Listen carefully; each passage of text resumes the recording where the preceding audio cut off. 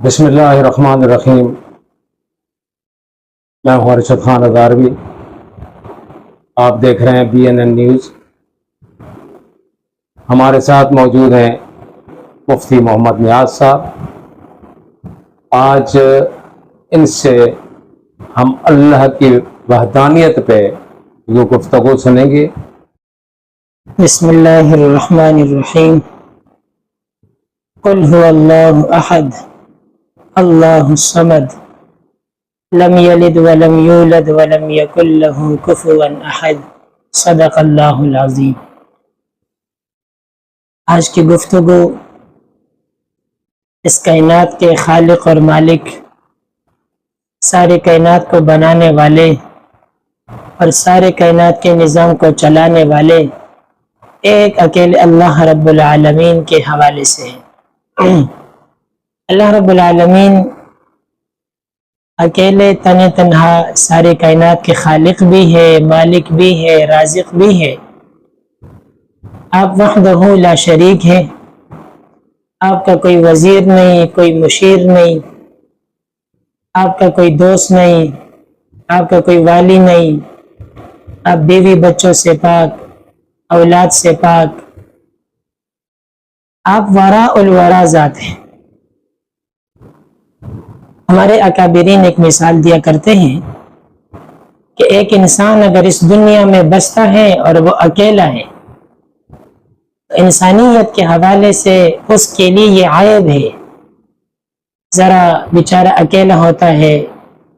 اور اس انسانی زندگی میں بہت سارے مسائل ایسے آتے ہیں کہ جہاں اس کو حلقہ احباب کی ضرورت ہوتی ہے، والدین کی ضرورت ہوتی ہے، بہن بھائیوں کی ضرورت ہوتی ہے، رشتہ داروں کی ضرورت ہوتی ہے، مسلمانوں کی ایک جماعت کی ضرورت ہوتی ہے، اور ان تمام انسانوں کے ساتھ وہ مل کر زندگی گزارتا ہے اور اس کی ضروریات پوری ہوتی ہے۔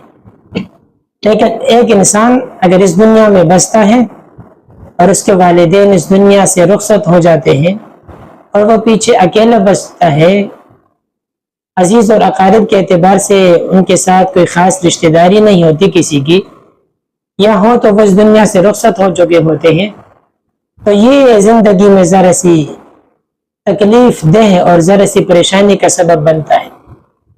تو ہمارے اکابر فرماتے ہیں کہ یہ عیب ہے، جبکہ اللہ رب العالمین کا تنہا اس کائنات میں ہونا یہ حسن کی دلیل ہے۔ کسی کو قرآن کریم نے ذکر کیا، قل هو اللہ احد اللہ الصمد لم یلد ولم یولد ولم یکن له کفوا احد۔ تو اللہ اکیلے ہیں، وہ بے نیاز ہے، بیوی بچوں کے رشتوں سے پاک ہے، اولاد سے پاک ہے، اور یہ دنیا کے جو مختلف رشتے ہیں جس میں کائنات میں انسان ایک دوسرے سے جڑے ہوئے ہیں، ان تمام رشتوں سے اللہ رب العالمین پاک ہے، اور یہ آپ کے حسن کی دلیل ہے۔ اور پھر آپ کا مبارک نام اور آپ کی عظمت وہ ساری کائنات میں ہے۔ وَلِلَّهِ الْمَشْرِقُ وَالْمَغْرِبُ فَأَيْنَمَا تُوَلُّوا فَثَمَّ وَجْهُ اللَّهِ۔ مشرق اور مغرب وہ اللہ کے ہیں، آپ جس طرف رخ پھیریں گے آپ کو اللہ ہی اللہ نظر آئیں گے۔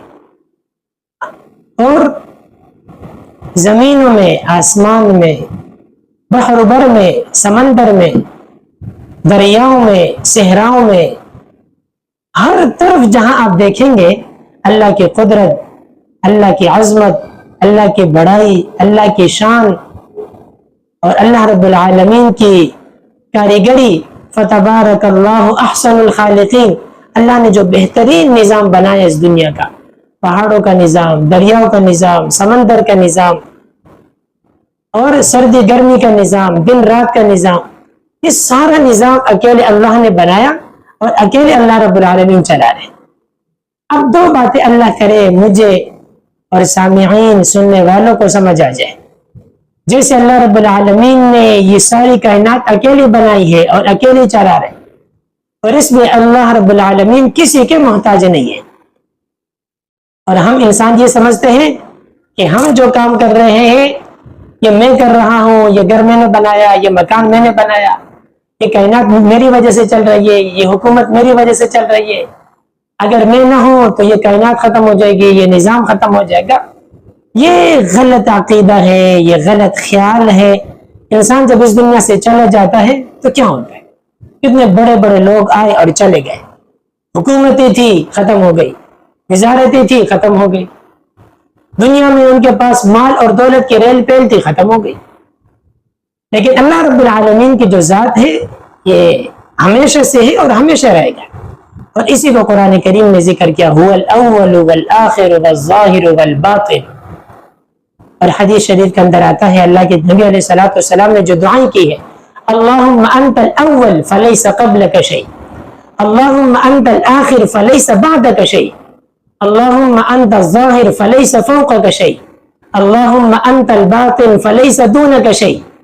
ایک ایک چیز بتائی ہے، وہ اول بھی ہے، وہ آخر بھی ہے، وہ ظاہر بھی ہے، وہ باطن بھی ہے. اب اللہ رب العالمین سے سب کچھ ہونے کا یقین اور مخلوق سے اللہ کے حکم اور ارادے کے بغیر کچھ نہ ہونے کا یقین اللہ مجھے اور آپ کو نصیب فرمائے.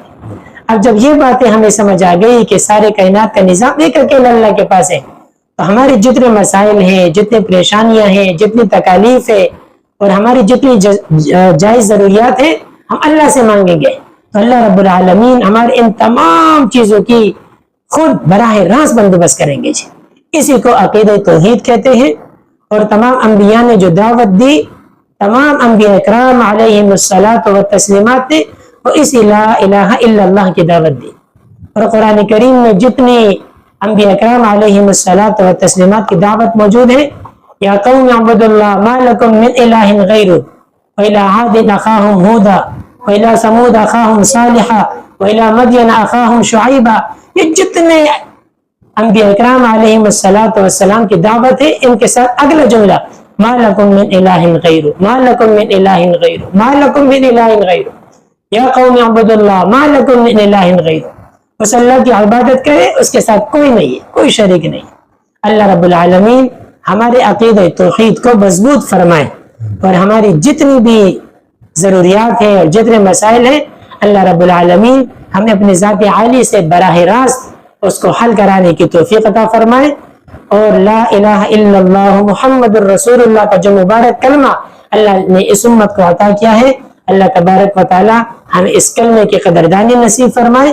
کلمے کے جتنے احکامات ہیں اللہ تعالیٰ مجھے اور آپ کو اور پوری امت مسلمہ کو ان احکامات کے مطابق زندگی گزارنے کی توفیق عطا فرمائے. وآخر دعوانا ان الحمدللہ. یہ تھے جی ہمارے مفتی محمد نیاز صاحب کے جو اللہ کی وحدانیت پہ انہوں نے بات کی. امید ہے یہ ویڈیو آپ کو پسند آئی ہوگی، اور گزارش ہے کہ اس ویڈیو کو لائک کریں اور شیئر کریں، اور ہمارے چینل BNN کو سبسکرائب کریں، پیج کو فالو کریں اور گھنٹی کے بٹن کو دبائیں تاکہ ہماری جتنی ویڈیو ہیں وہ سب سے پہلے آپ کے پاس آتی رہیں. بہت شکریہ. السلام علیکم.